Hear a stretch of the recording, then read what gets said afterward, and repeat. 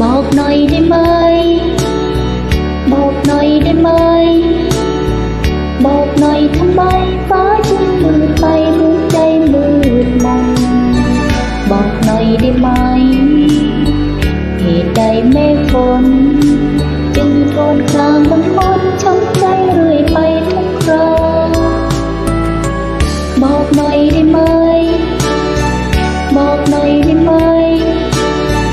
บอกหน่อยทำไมฝนจึงหลั่งไหลคล้ายดังน้ำตาเจ็บปวดสิ่งใด